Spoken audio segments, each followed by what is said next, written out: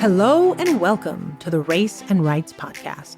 This is Sahar Aziz, distinguished law professor, author of the book The Racial Muslim: When Racism Quashes Religious Freedom, and director of the Rutgers Center for Security, Race and Rights, also known as CSRR. You can learn more about the center by visiting our website at csrr.rutgers.edu or following us on Instagram at RutgersCSRR or on Twitter and Facebook on RUCSRR. The Race and Rights Podcast explores the myriad issues that adversely impact the civil and human rights of America's diverse Muslim, Arab, and South Asian communities, here as well as abroad. Today's podcast is entitled Protecting Academic Freedom and Empowering Muslim Students. Academic freedom, equity, Islamophobia, and the commercialization of higher education offer challenges to faculty nationwide. In a high-profile incident in the summer of 2022, Black Muslim students of Hamline University complained of Islamophobic incidents on campus while also taking offense at the showing of a famous Persian painting of the Prophet Muhammad in a global art history class. In this episode, I discuss these issues with Rutgers art history professor Tamara Sears and University of Wisconsin-Madison Law School professor Asifa Qureshi Landis. Let's hear what our guests have to say about challenges to academic freedom at American universities across the country. I will start the lecture by providing kind of my perspective or my analysis, which will be more from the law and policy and Islamophobia angle. One of my areas of expertise is Islamophobia and civil rights against Muslims, Arabs, and South Asians. And for those who would like to know more about that, I'll just put a plug in for my book, The Racial Muslim: When Racism Quashes Religious Freedom, which was published in 2022 with the University of California Press. And what I'll do, I'd like to first get started about, why are we having this lecture? What is it about this Hamline controversy that warrants a lecture on its own and many op-eds that have been written? Part of it was arising from the broader context of concerns and real concerns with Islamophobia post 9/11, which many of us committed our scholarly careers to. So that might be the broader impetus, but the specific case took place in Hamline University, which is a private liberal arts school, the oldest in Minnesota, one that actually is remarkably diverse. I read a news article that stated that approximately 40% of their students were on Pell Grants. So clearly an accessibility school in that regards in terms of providing social mobility. The underlying facts occurred in November or the late October of 2022, where Dr. Erica Lopez Prater, an adjunct professor at Hamline University, was teaching an online global arts history class. And in that class, she was showing art and paintings from all over the world. And she was intentionally wanting to include the Islamic art history portion of that class. And she's been cited in reports that she was very intentional in wanting to be inclusive about Islamic art history in her global art history class, which is a topic that is frequently marginalized and erased. But she also understood that many Muslims have deeply held religious beliefs that prohibit the depictions of the Prophet Muhammad, peace be upon him. So when she was teaching that class and she was showing the various Islamic art in her class, she wanted to make sure that she took many precautions before she showed a particularly one painting that is very famous, a 14th century painting. And she warned that the images of the holy figures, which included the Prophet Muhammad, peace be upon him, and the angel Gabriel, and also paintings that showed the Buddha, she asked students to contact her if they had any concerns, and she said that no one did. This was what was reported. She also prepared the students or told them that in a few minutes, this is on an online class, that the painting would be displayed in case anyone wanted to leave the online class. And again, according to her, and this is based on publicly available news coverage, none of the students said anything at the time, and they remained in the online class. And she, in fact, did show the painting, which is one of the earliest Islamic illustrated histories of the world, called A Compendium of Chronicles, written during the 14th century by Rashid ad-Din. Now, after she showed the painting, this is after the class, one of the students, who is a senior, complained to the administration, and also other Muslim students who were not in the course supported that particular student, saying, according to them, claiming that the class was an attack on their religion, and they saw it as an act of hostility or discrimination, or that it was malicious. And here's where I think things went bad. And, my view is there is nothing wrong with the students complaining and expressing their concerns. Now, ideally, they should have gone to the professor, but in the case where perhaps they didn't feel comfortable of doing so, they went to the administrators, and students often will do that. But unfortunately, instead of going and speaking with the professor, the administration seems to have just kind of taken only the student's perspective and not been privy to all of the different precautions that the professor took to ensure, one, that the students understood that she was in no way attempting to insult them. And by showing the picture, she was not engaging in the Charlie Hebdo and the other types of malicious Islamophobic acts that intentionally portray the paintings of the Prophet as a way to insult Muslims. That was not at all her intent. She was being an academic who was just trying to make sure that she was comprehensive and accurate in her depictions of Islamic art history as part of her class. And effectively, the Dean of Students then sends an email on November 7th that condemned an unnamed classroom incident, and in quotes included in the email, an undeniably inconsiderate, disrespectful, and Islamophobic act. Now, there's something else that was going on at Hamline, which is that there had been persistence of anti-Black and anti-Black Muslim incidents. The students had been complaining for a while, independent of this class, prior to this class, that they were feeling unwelcome and they were experiencing hostility at the university, primarily from, my understanding, again, from publicly available media, is that it was based on other students and engaging in anti-Black and anti-Muslim racism. So what appears to have been kind of an isolated incident seems to actually have been the figurative straw that broke the camel's back. And this is really what mobilized many of the students. And also, I don't agree with how the administration handled it, but it appears that the administration was responding overreaching in one particular incident when in fact the problem had been longstanding, and perhaps it was their failure to address the prior incidents of legitimate Islamophobia that triggered their kind of inappropriate response, at least according to my position.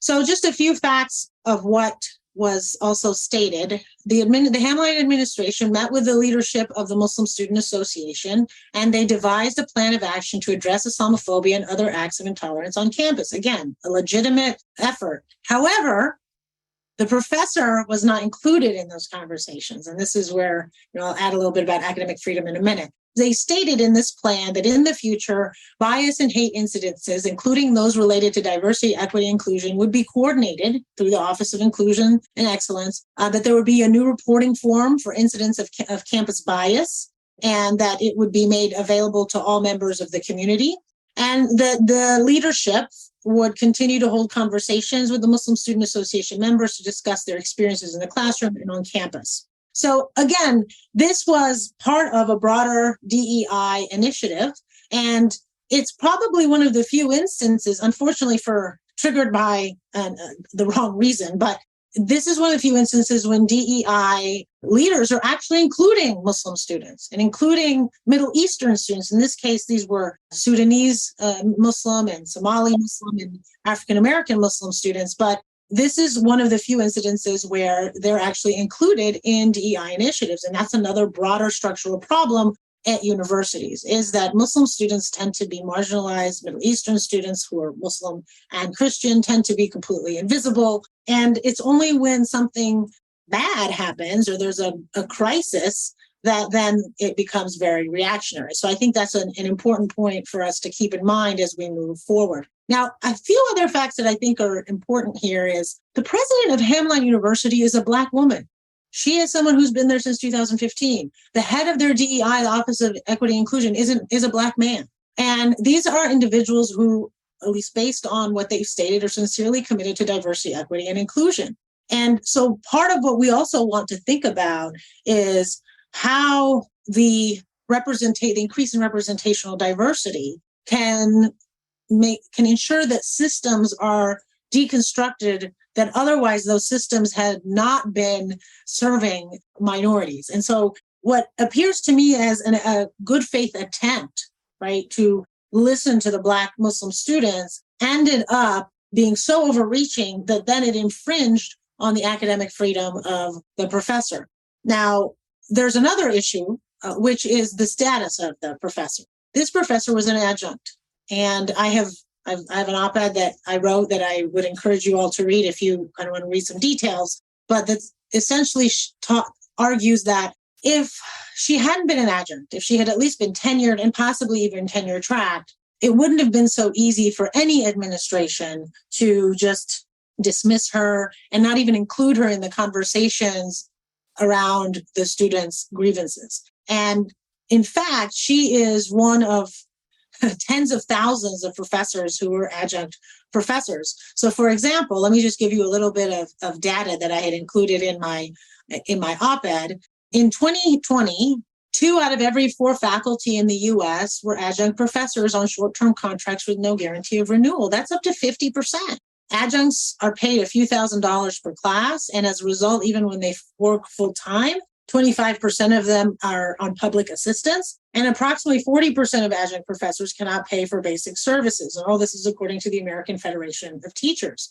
Now, if you compare this with 1969, more than 60 years ago, 78% of faculty were tenure or tenure track, according to the Association of Governing Boards of Universities and Colleges. And in the 1970s, over 70% of public university budgets were covered by state and federal funding, and now it's only 34%. So this structural problem is that universities, both private have always been dependent on tuition, and Hamline is a private school, but this adjunctification of faculty is across the country, and public schools are getting hit the hardest because public schools used to rely on state funding, again, 70% of the budget. But now that difference, that almost 40% difference in what they used to receive from tax funding, what they now have to find in their budget is coming from tuition.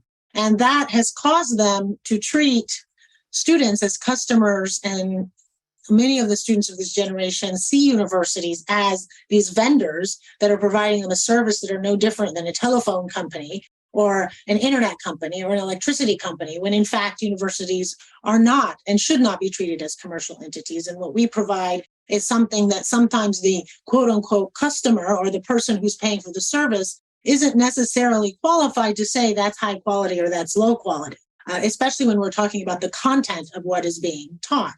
So I don't think that we can separate, right, what's happening with the adjunctification of faculty from the academic freedom. And that's also intrinsically connected to how the Hamline University administration, in my view, mishandled the situation. And the mishandling was not that they went and listened to the students. The mishandling was not that they listened to the Muslim Students Association and met with them. It was that they didn't include the professor in that conversation, and that they didn't even hear the professor's perspective and treat the professor as an equal and a member of the educational community. And I would love to say that it doesn't happen to tenured professors, but it does as well. But tenure protects you from that you at least don't suffer from job insecurity as a result. And academic freedom is threatened by this commercialization of higher education, regardless whether you're tenured or untenured. It's just the consequences are different insofar as what the administration can do. And then finally, I just want to make a few points before I turn it over to Dr. Sears, is I just want to highlight why, some factual context of why it may be completely reasonable for these Muslim students to have considered painting of the Prophet, peace be upon him, to be of malicious intent. Again, I don't believe that's the case here, but I just want to bring up some facts. Muslims in colleges today have only known a post 9/11 America, right? Where the US president, congressional leaders, and the media have constantly portrayed Muslims as terrorists. Islam is a violent political ideology, and the government has killed millions of Muslims in Iraq, Afghanistan, and Yemen without accountability. So they are rightfully suspicious of non-Muslims' intentions where a non-Muslim shows the picture of a Prophet Muhammad, because they remember Charlie Hebdo in 2015, when this French paper was intentionally asking for people to portray the Prophet, who is somebody who was a very important religious figure for 1.8 billion people across the world, to intentionally display him as a terrorist, as a pedophile, as a bad, evil person. They also remember that there was in Garland, Texas, same year in 2015, that the Curtis Curwell Center, which was motivated by the Draw Muhammad context in Garland, Texas, was sponsored by and organized by the Anti-Islam American Freedom Defense Initiative and led by the former journalist Pamela Geller, and also and Pamela Geller is very well known for her anti-Muslim and Islamophobic views, and she's very proud of them. And also you had the Faces of Muhammad cartoon contest hosted by the Danish newspaper Jyllands-Posten in 2005. So all of these things, this generation of college students is very aware of. And it's reasonable for them to presume that if someone wants to show a picture of the Prophet Muhammad, peace be upon him, that they may have ill intent. Again, that was not the case here. It's just so that people understand there is a rationale to that sensitivity. And I will leave it to my colleague, Professor Asifa Qureshi-Landis, to explain the theological and socio-legal and religious bases for kind of the controversies. But I just wanted to bring out this political component. Okay, and with that, I'm going to now pass it to Dr. Tamara Sears to discuss the artistic. She is an expert on art history and obviously in South Asia, which includes many Islamic societies. So I will pass it on to her. Thank you. Thanks so much, Sahar. And I have to say that just to give you some background, I am an art historian, and I'm not specifically an Islamicist, but I always often teach Islam as part of my broader, I teach South Asia and also Asia more broadly. And what I wanted to talk about today is a little bit different. I think there's been a lot that has been written on the specific image that was shown in class. I will say that it is part of a lot of global art surveys, so it's not outrageous images to teach in at least art historical terms. It's part of the larger canon and has been incorporated as part of DEI initiatives of inclusion diversity as a very standard and almost canonical. I mean, it in fact represents an effort and a desire on the part of art history as a discipline to incorporate more diversity into the canon of art history by choosing works that were deemed within their own historical context as highly significant and highly important. So in some ways, it's ironic that the work has spurred such controversy right now, because the intention in including it at all was one of trying to diversify the way in which we understand, particularly medieval and early modern history. So what I wanted to talk about a little bit now is a little bit about what we do as art historians, and also some of the issues that I encounter in dealing with how to incorporate Islamic art into my teaching on South Asia more specifically. Because I think that as art historians, it's what we do is often misunderstood, is sort of seen as teaching students how to appreciate art and its aesthetic qualities. I mean, we are often we are historians, and the difference between art historians and historians who work more traditionally in history departments is our point of departure. We start with images, objects, buildings, landscapes. From there, move into textual sources in order to understand images, architecture, objects, and so forth. Not so much as we might experience them today, but as they might have been intended, and as their meanings might have been intended within the context within which they were made. I see this as an important, and one of the reasons I became an art historian is I see this as a very important task.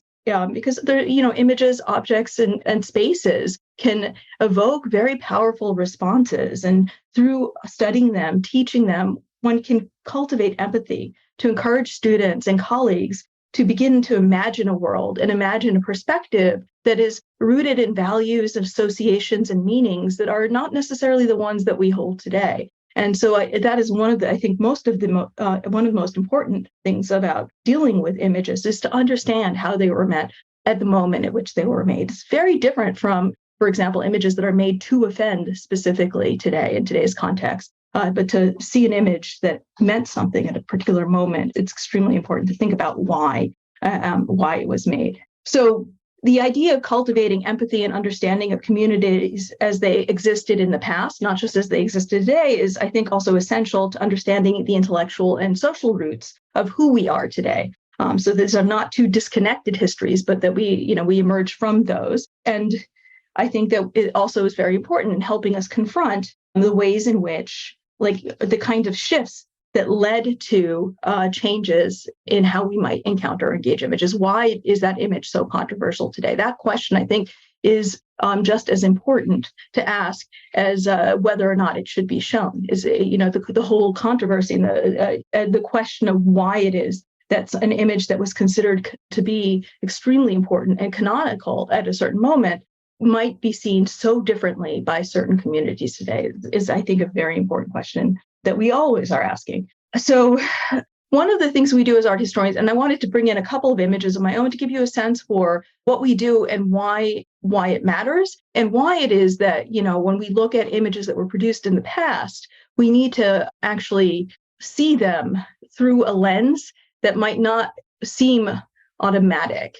So I wanted to start with an image like this, which is a very famous image from the Panchanaama, which is a 17th century manuscript done for the Emperor Shah Jahan. And it is one of those quintessential high moments in Indo-Islamic and Mughal painting that is also often heralded as a way of seeing the kind of incorporation and influence of European art on Mughal painting. And scholars initially engaged in countering this painting pointed to the sort of typical flatness of the backdrop here, but then to this slight incursion or slight insertion of things like perspectival space that art historians initially, when they initially engaged this painting, attributed to the increasing familiarity of Mughal artists with European Renaissance approaches to perspective, and saw this as a kind of forward movement, a progressive movement in the development of Islamic art in South Asia.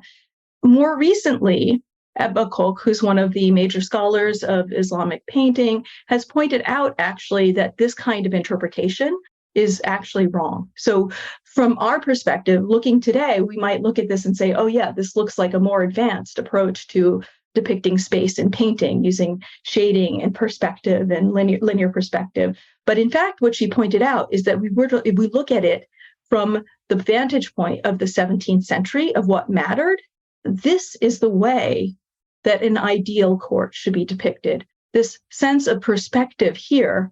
In fact, what she started pointing out is that this painting here was actually, and the insertion of perspective was a tongue-in-cheek effort by painters to critique the court of Shah Jahan's predecessor, the Emperor Jahangir, who is seen here. So these are both part of the same manuscript. They appear in the same place. You'll notice that there's no use of linear perspective here at all. And you'll notice that in this case, Shah Jahan is the emperor, and he's a grown man. In this painting, he's depicted as a young child receiving an ornament from his father, the Emperor Jahangir. And in fact, he and his father did not get along at all. And he lived the last years of Jahangir's reign.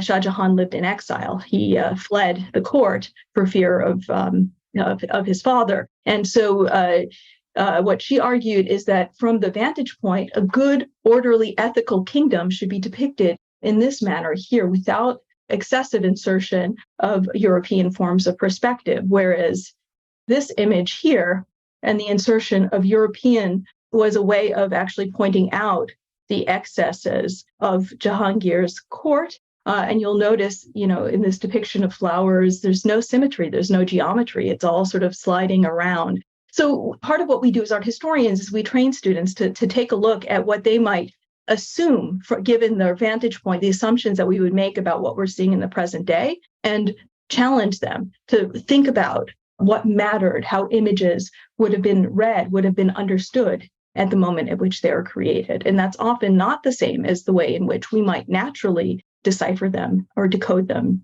today. So in teaching Islamic art within the context of South Asia, one of the things I often encounter two challenges. Those of you who've been following the news for the last 20 or 30 years know that there have been increasing moments of communal violence in India, particularly between Hindus and Muslims, and there have been increasing efforts to essentially reframe Indian history through a Hindu nationalist framework in ways that begin to excise or mitigate the impact or the role that Islam has played in the production of Indian cultural forms, and certainly, which were certainly significant, as you can see from these manuscripts. From my vantage point, this makes teaching Islamic art in South Asia, in the context of South Asia, difficult from many perspectives, but I'm going to highlight two here. One is, I think about this two historical moments where it's particularly difficult for me, or particularly challenging for me to frame Islam in the context of Indian art and architectural history. And the first is the moment of the establishment of the Delhi Sultanate in the 13th century, which is the first moment where we begin to have imperial or a large and powerful Islamic state within the Indian subcontinent. The thing that makes this challenging is that it feeds into contemporary narratives of conquest and destruction, which pit Muslims as quote unquote foreign invaders who disrupted an overly idyllic notion of a kind of homogenous pre-Islamic Indian, geography. And in fact, actually, these histories, pre-Islamic histories within India were more complicated. India was never really and certainly not in the 13th century, a homogenous Hindu state. It was a politically contested space where you had multiple rulers and multiple kings patronizing a wide range of competing religious groups, all of which today would be classified as broadly Hindu, but which at the time would not necessarily have seen themselves as being grouped into the same homogenous religion. They had different rituals, and they did not necessarily agree on the relative supremacy of key gods. There were also other religious communities living in India. There were Jains, Buddhists, tribal and village practices that were not Brahmanical, and they had their own internal logics and spheres of influence. And we see, that it was a very heterogeneous place. It was not the kind of unified vision of kind of Hindu nation, which is often promulgated by Hindu nationalists today. And in fact, the period around the 12th and 13th century was a period of a power vacuum, which saw the weakening of North Indian imperial rulers, which gave rise to a lot of competition among regional rulers who were trying to consolidate power and extend kingdoms across regional lines. And we have many inscriptions which give us examples well into the 13th and 14th century, well after the establishment of the first Delhi sultans, of earlier so-called Hindu dynasties competing with each other and going into battle with each other in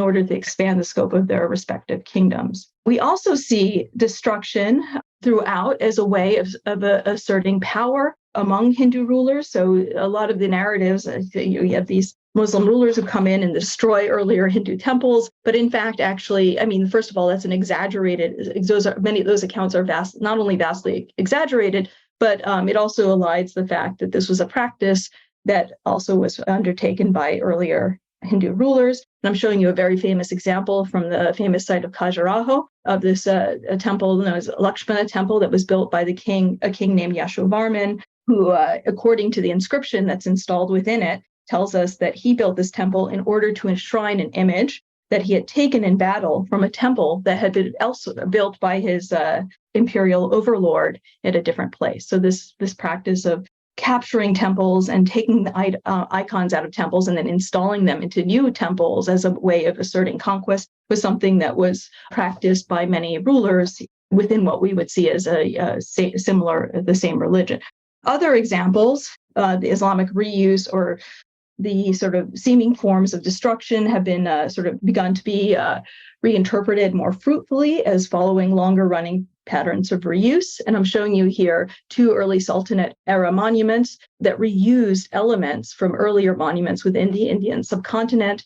In this case, a 4th or 5th century iron pillar, probably from a temple to Vishnu that had long fallen out of use, reinstalled quite famously in a mosque built in the 12th century. And this is, these examples like this have been often described, again, by Hindu nationalists as examples of Muslim destruction of earlier monuments. But the bottom line is that this was a pattern that was not, that again, it was a part of a vocabulary of power that was utilized also by earlier Hindu kings. And I show you this example here. This is Barry Flood has written extensively about this, of a 3rd century BC pillar that was reused in a 14th century Indo-Islamic fort. But if you look carefully at the pillar, there's also inscriptions.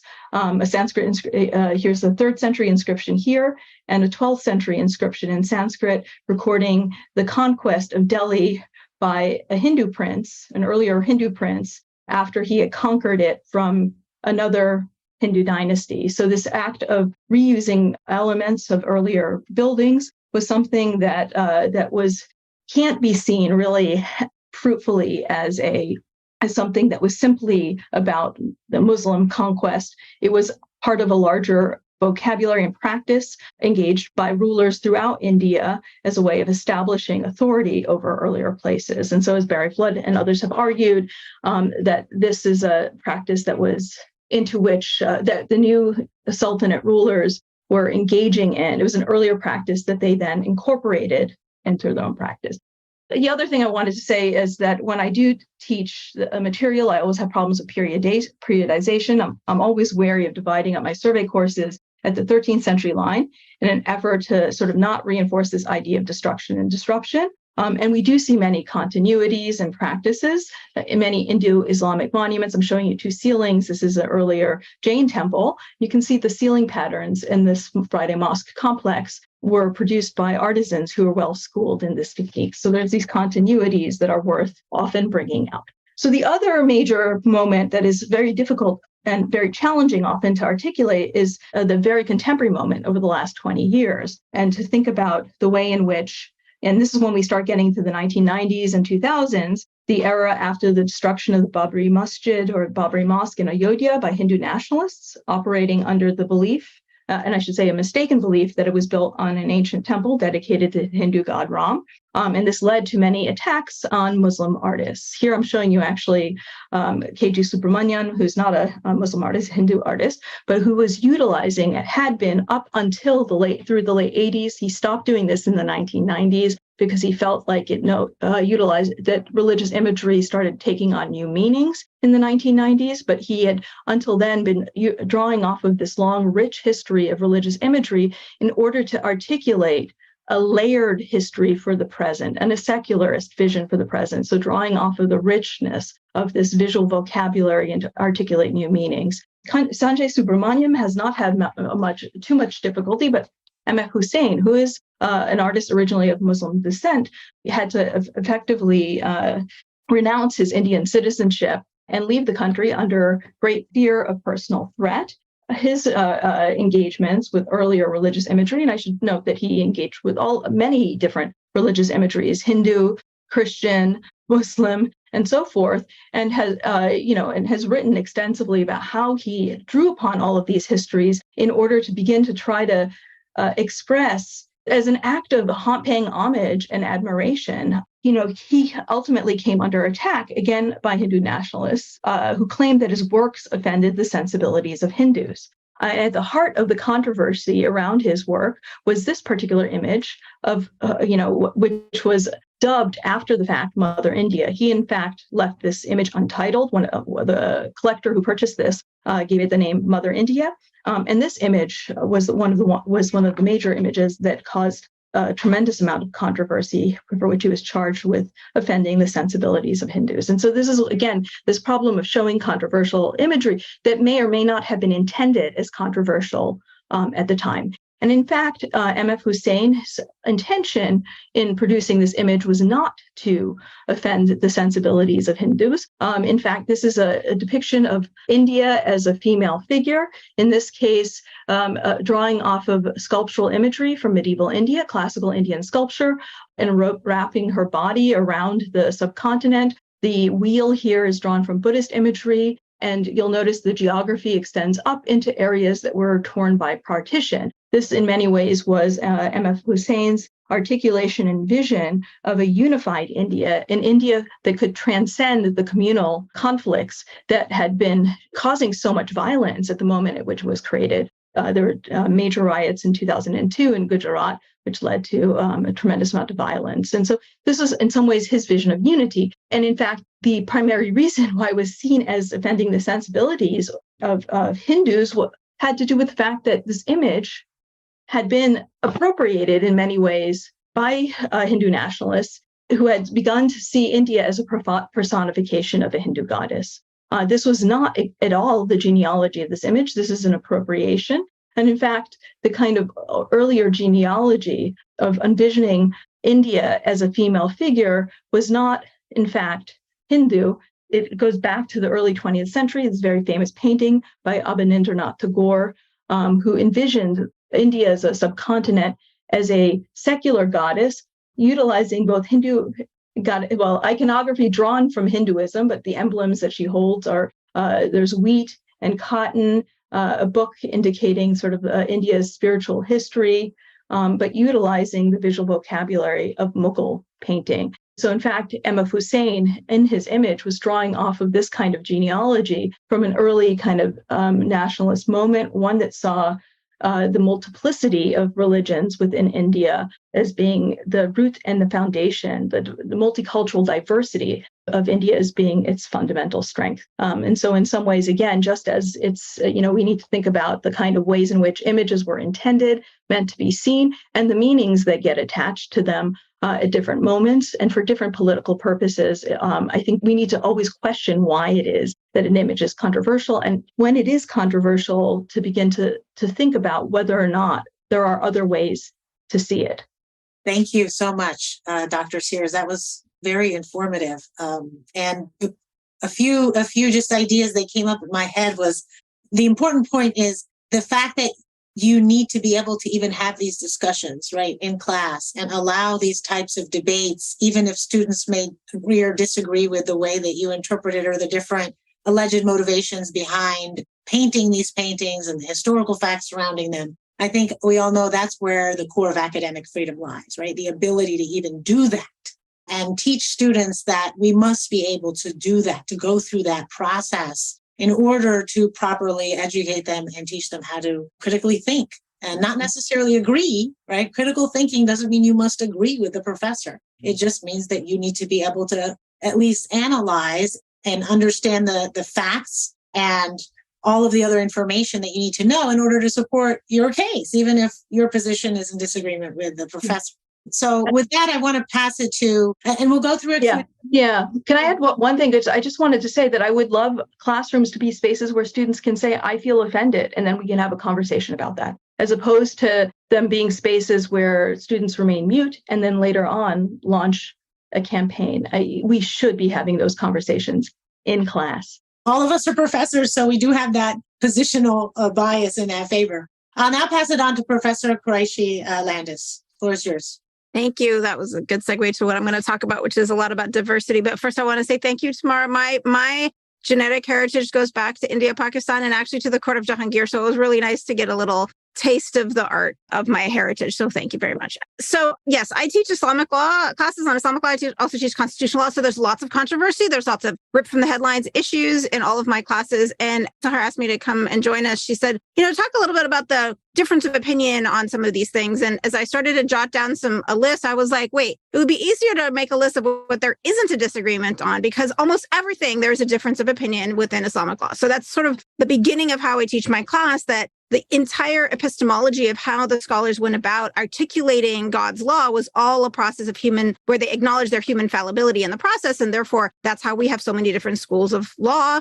Muslims here will know the madhab. The word madhab means path or way. All of the way that Muslims live and follow Islam is really going to depend on which school of thought they follow, in addition to the cultural and ethnic and language diversity that you see around the world and throughout history. So, but just for a taste, I put down just a few topics that when I teach my class, people get surprised, especially Muslims in the class, because they may not have heard some of these differences of opinion. So one very recent topic that's been in the news is the topic of abortion. There are multiple views within Islamic law on when life begins, ranging from 0 to 40 days to 80 days to 120 days after conception. And all of that leads to very different opinions on when and how and where and what appropriate circumstances it might be to have an abortion. Lots of difference of opinion. Some people are surprised to hear. The rules of marriage and divorce. There's a lot of difference in the access to divorce, who can marry off who in the family. Some of these rules have a lot of disadvantage to women, but on the other hand, there's quite a lot of pieces of these puzzles that's quite empowering and centering women's autonomy and financial independence. A lot of that is a surprise to some of my students when I talk about that in class. The topic of adultery and prosecutions for adultery. You've heard probably in the news of adultery prosecutions based on an unwed pregnancy. Well, that turns out to be something that there's difference of opinion as well.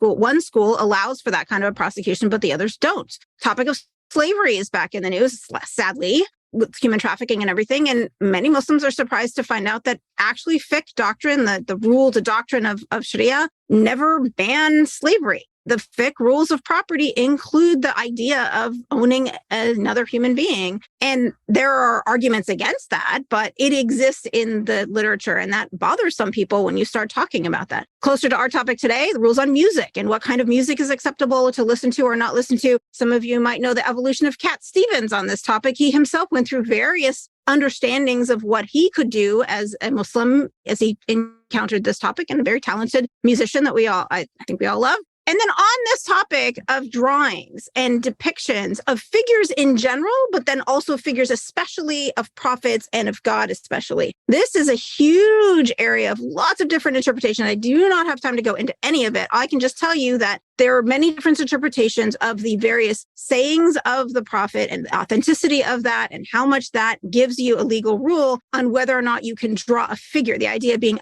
a face, something with a face. And what does that mean as opposed to drawing geometric images or other kinds of floral images? You saw a lot in what Dr. Sears was just showing us, that there's a lot of art that includes figures, and then there's a lot of art that doesn't. And the incredible calligraphy history largely comes, I think, from, art historian can tell us, from pushing into other forms of art when you're not doing depictions of figures. So the history of Islamic art is quite diverse, and there's difference of interpretation on whether or not you can draw a figure at all. And even if you can draw a figure, whether you can draw a figure of the prophet. So the piece that was shown in Hamlin, as we know, is part of a long history. And I find it interesting that it was commissioned by a ruler, because I, from my constitutional knowledge, know that most rulers had advisors advising them on the Islamicity, the legitimacy of what they were doing. So it's possible that he actually consulted with somebody on this even. So there was even more of just, rather than he was just doing it, but actually there was a lot of scholarly thought on this. So all of that is just a taste of the kinds of things that I bring into my classroom. And so my reaction when I saw this story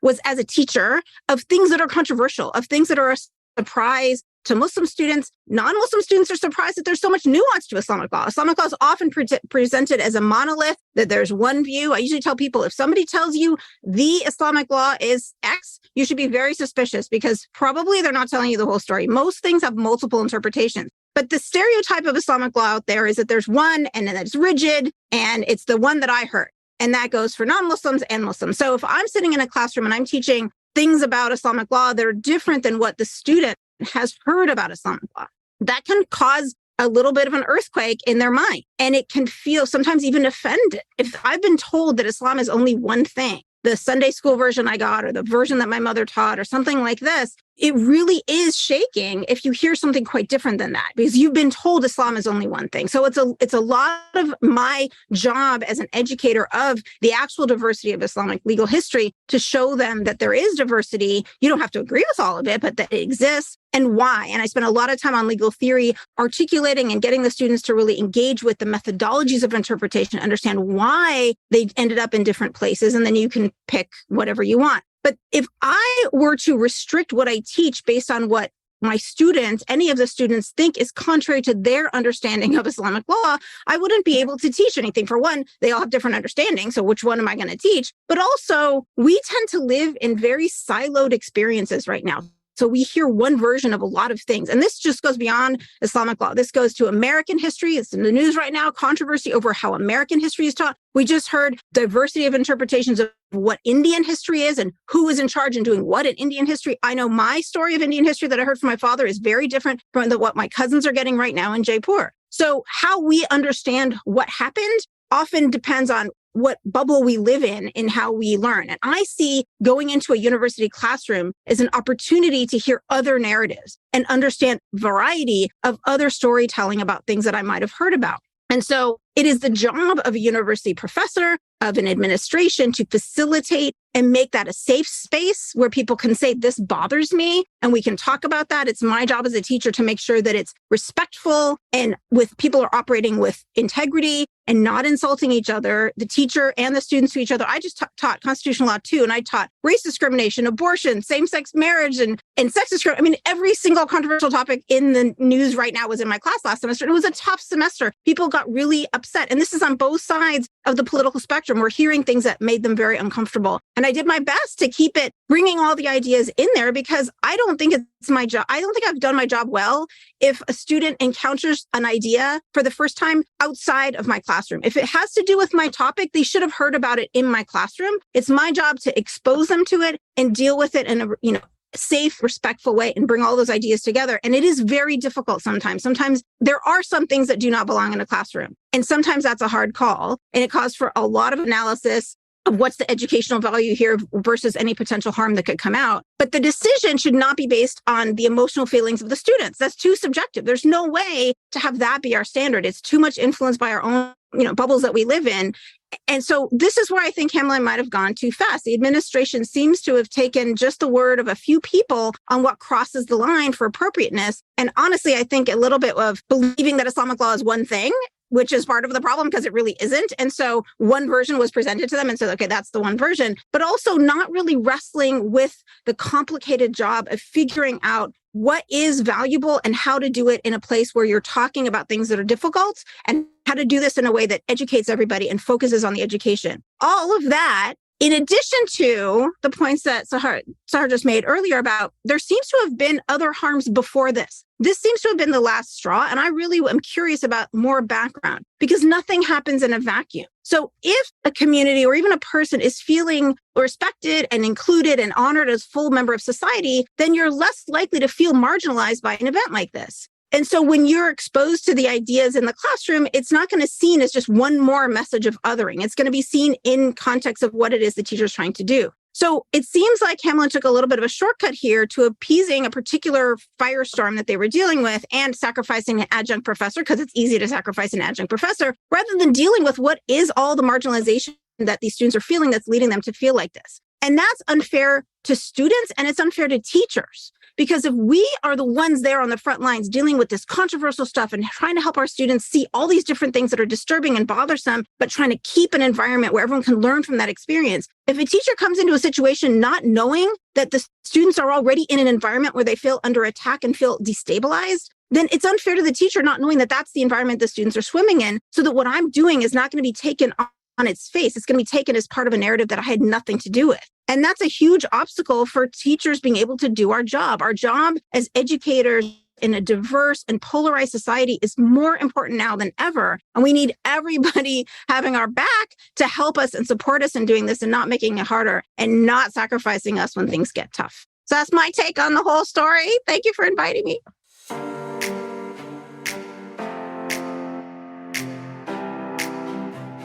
We hope you enjoyed today's episode of the Race and Rights podcast. This podcast is hosted by the Center for Security, Race, and Rights, housed at Rutgers Law School, also known as the People's Electric Law School. CSRR engages in research, education, and advocacy on issues that adversely impact the civil and human rights of America's diverse Muslim, Arab, and South Asian communities. We do so through an interfaith, cross-racial, and interdisciplinary approach. To hear additional episodes of the Race and Rights podcast, check out our pages on Spotify, Apple Podcasts, Amazon Music, and everywhere else podcasts are available. Now, for a deep dive on these issues, visit our website at csrr.rutgers.edu, where you can find policy reports, teach-ins, and news commentary by our over 130 faculty affiliates. To watch our over 80 academic and public policy lectures, subscribe to our YouTube channel at Rutgers Center for Security, Race, and Rights. And on social media, be sure to follow us on Instagram at Rutgers CSRR and on Twitter and Facebook at RUCSRR. Finally, you can financially support the Center for Security, Race, and Rights by going to our website at csrr.rutgers.edu and press the donate button. And please give generously. As always, be well and see you next time.